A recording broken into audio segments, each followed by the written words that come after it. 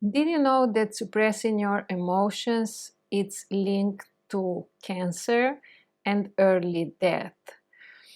Yeah, basically, if we don't really express what we feel, we are much more likely to get sick and die younger, especially from cancer.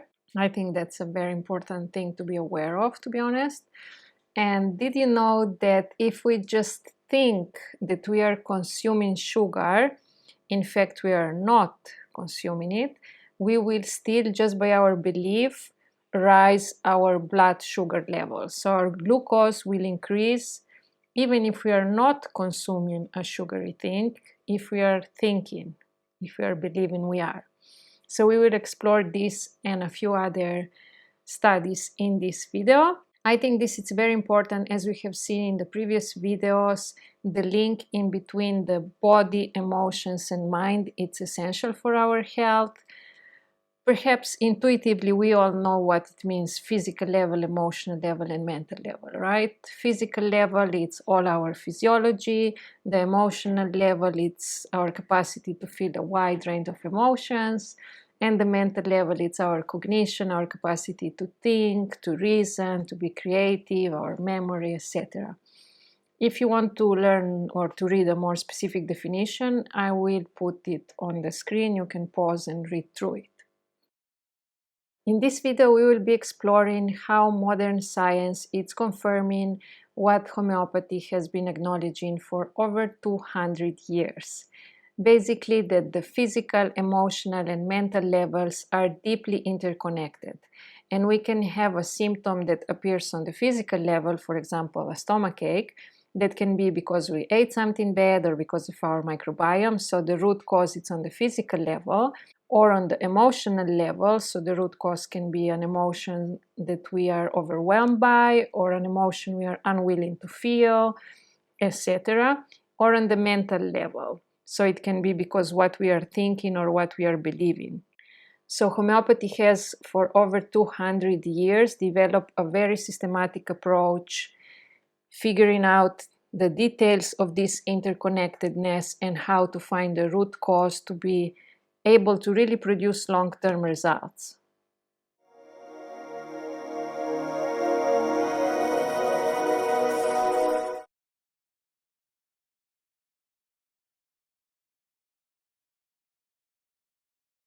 Let's start with the mental level. Here we have an interesting study from Stanford, where they found out that adults who believed that they were less active than their peers died younger than those who believed that were more active.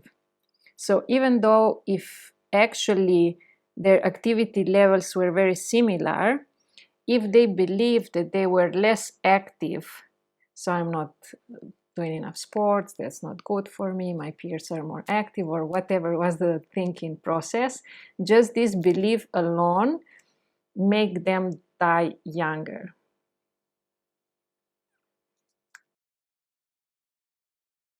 And here we have another really interesting research where participants were given on 2 different occasions the same milkshakes.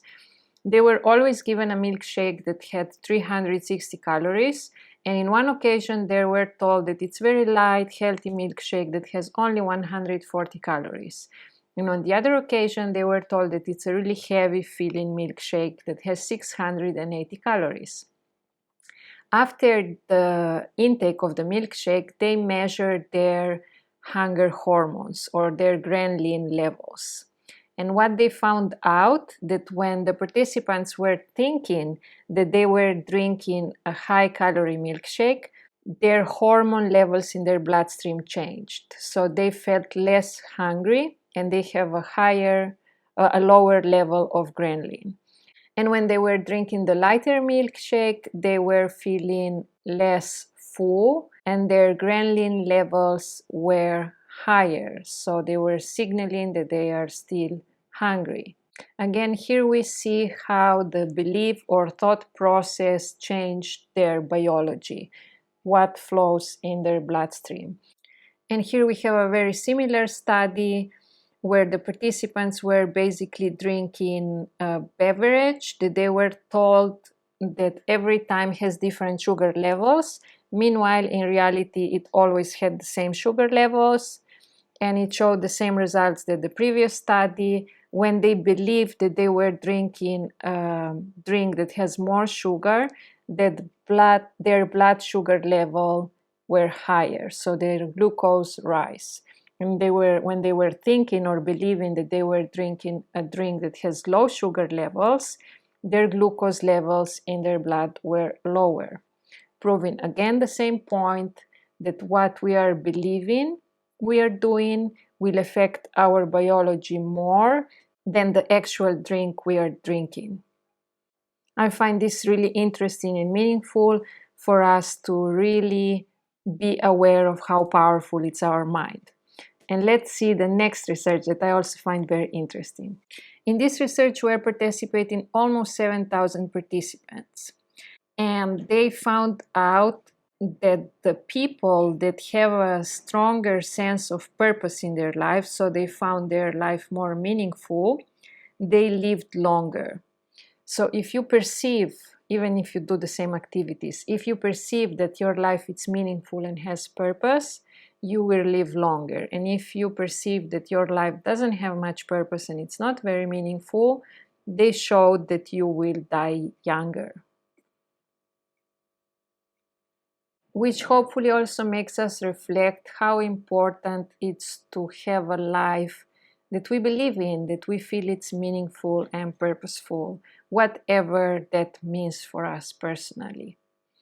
Okay, so let's go to the last two studies where they show that continuous negative thinking, such as worrying, for example, worrying about the future or worrying about our health or worrying about the family, basically have this approach of very consistent worrying or rumination really negatively affects many aspects of our health. Here we have also another study in the same vein, and basically they both make these main points: that prolonged negative thinking will raise our inflammation markers, so inflammation is linked with the majority of chronic diseases.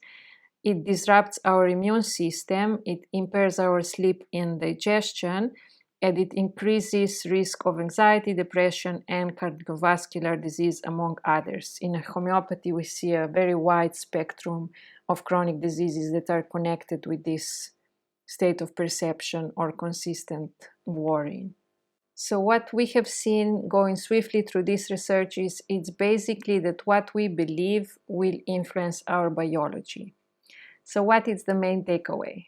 That you can just eat endless fast food and you just focus that you're eating kale and there will not be any harmful effect from indulging in inflammatory foods. That's obviously not the takeaway, because as we will see later on, our physical level will also has a feedback loop to our emotional and mental level, and there is a mutual interest in between all the three levels. But it's important to remember, for example, the power of our mind, that negative beliefs, whether it's worrying or feeling I'm not good enough or will I manage this, or feeling our life has no purpose and really deeper meaning, it does not just lower our mood emotionally, but it really hinders our physiology. It lowers our capacity to face viruses and bacteria, our immune system. It's lower. It increases our inflammation markers and makes us prone to develop a wide variety of chronic diseases. So it's really important to pay attention to what we think. And we will look more into this whole sphere in a future videos that will be specific just about the mental level. The emotional level. So here we are. It's a very vast territory. We have so many different emotional states. I just pick really a few that are hopefully representative, but it's really a lot to explore in this area. So let's just jump to the first study, that it's about guilt and shame. Actually, there are few studies about guilt and shame. In this one, that it's from Czech Republic, and they were participating over 1,000 people, they found out that people with having higher feelings of guilt were more likely to suffer from a chronic disease. What they found out were mainly the links with arthritis, back pain, cardiovascular disease, asthma, cancer, depression, and anxiety, quite a few. And they found the highest association with cancer levels. So basically, if we feel guilt on a regular basis, we are much more prone to have a variety of chronic diseases, especially cancer. So let's see another one. I find this one especially interesting because they find out that even if they just induce a feeling of shame and guilt, they see increased inflammation in the body. So the study found that both emotions can elevate levels of pro-inflammatory cytokines, which basically are markers of inflammation. So it generates chronic inflammation if we engage into guilt and shame repetitively. With, of course, as we have mentioned, it's connected with a wide range of health issues like diabetes, cardiovascular disease, autoimmune disease, cancer, etc. And here it's another study that I found really interesting. It's again induced shame in the lab. And they found out in young, healthy adults that when they start to feel shame or guilt, their endothelial function will decrease. What this means is basically their blood vessels will not dilatate properly, which of course increases the likelihood of cardiovascular disease. So let's try to be mindful of the emotions we are engaging in regularly and especially learn how to process them properly. Which directly leads us to the next interesting topic about emotions, that is emotional suppression. Here we have a study that examined the impact of suppressing emotions on long-term health.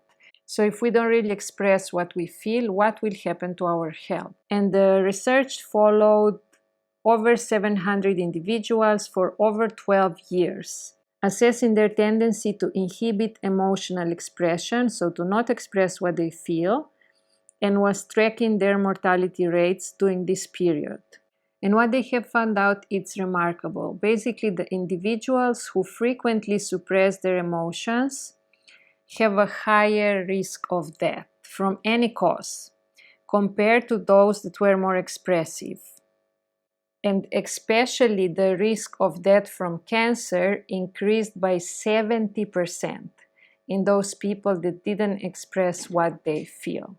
For 70%, that's a really high percentage. So, and this really brings us also to the very meaningful results in the next study, that it's also about suppression of emotions, specifically anger. And it examined how men and women cope with anger and how these coping styles relate to their risk of dying from different causes. So the research followed almost 700 people for over 17 years, focusing on their responses to unfair situations. Basically, when you are supposed to get angry and you just don't want to feel the anger, you feel it's not appropriate, or you feel it inside and don't express it outside. And when they find out, it's remarkable to say the least. Basically, women showed a direct relationship between suppressed anger and early mortality from all causes, especially cardiovascular disease and cancer. We have just seen how dangerous actually is for us to not express our emotions, to not express what we really feel. We have a 70% increase in the likelihood of developing cancer, of dying younger, of developing cardiovascular disease, and a wide variety of physical pains, just because we are not expressing what we feel, or as we have seen, especially for women, expressing anger. So we may just deduce that we should just really express fully what we feel, right? So we will not be so likely to develop this type of diseases. And yet, let's think twice. Let's go to the next research. So this study looked at how being prone to anger, so overly express our anger or engage in anger on a more regular basis, basically affects our risk for cardiovascular disease, which includes conditions like heart attacks or clogged arteries, etc. So the study followed up people over time to see if those with higher levels of anger were more likely to develop heart disease. And they did. Basically, being prone to anger can lead to higher blood pressure and other conditions that increase the risk of heart disease. So we are seeing how important it's actually to wisely engage with our emotions. Let's see the next study. And here in this next study, we do see again very similar results. Basically, people that get angry frequently, again, have been shown much more likely to develop heart conditions and die younger. Of course, there are many more studies about a wide variety of emotions and how they affect our health, literally our biology. But I think there is an important takeaway here. We have seen that how really dangerous it's suppressing our emotions or suppressing our anger, and how really dangerous it's over-expressing our anger and over-engaging in our emotions. So the question arises how to manage them, which we'll be covering in another video. So let's go to the physical level.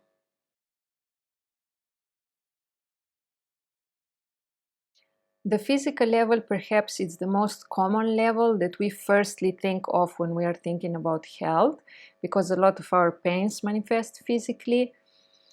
And I think we all have quite a lot of information how important it's what we do physically, right? What is our lifestyle. There is thousands of studies just about the importance of a healthy diet and how if our diet is not healthy, we will die younger, develop a lot of chronic diseases. Also about movement and sports and how if we move more, this will have a very positive effect on our health, and on the reverse, if our lifestyle lacks movement, again, we will develop a wide range of chronic diseases. Therefore, I don't want to pay too much attention to this notion about how things that we do in the physical realm, whether it's diet, movement, sun exposure, sleep, etc., affects our physical level, because I think it's the area that we are most familiar with, even though I will be covering the essentials to have a healthy physical level in the video that will be specifically just about the physical level. So here let's focus in something that perhaps some of us or many of us do tend to overlook. And that is how things that we do on our physical level will influence and create symptoms on our emotional and mental level.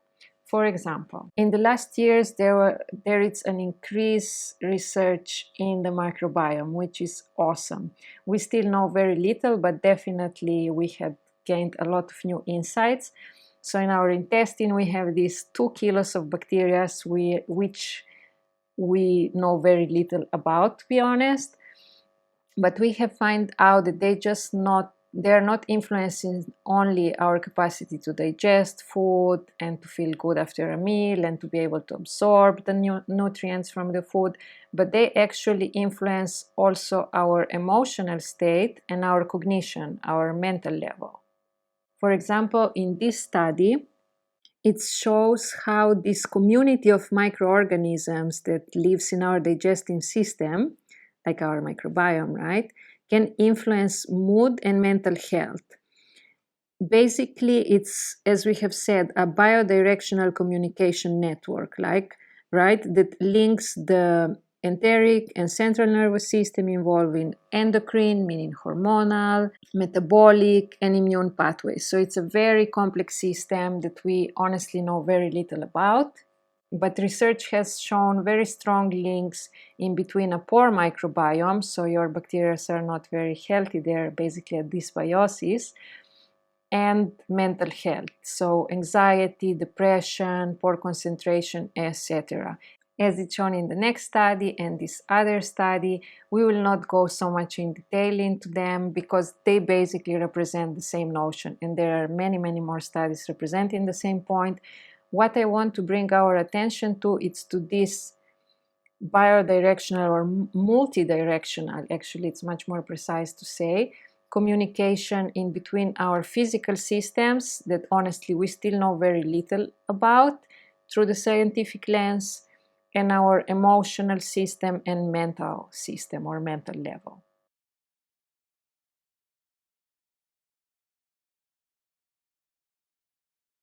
But I think it's really worthy remembering when we are thinking about our health and searching for the root cause that, as we have seen, even if we have something emotional or mental, can come from the physical level.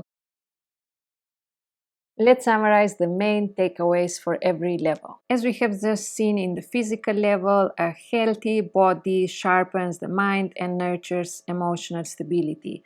So regular movement, proper nutrition, rest, etc. will enhance our cognitive function and help with our emotional stability.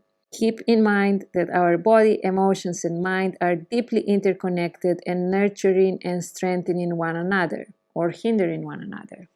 On the emotional level, hopefully we really got the picture how powerful are our emotions and how powerful it's to learn how to process them and how to approach them. So our emotional well-being is essential for our physical health and all chronic diseases included, literally, and our mental health.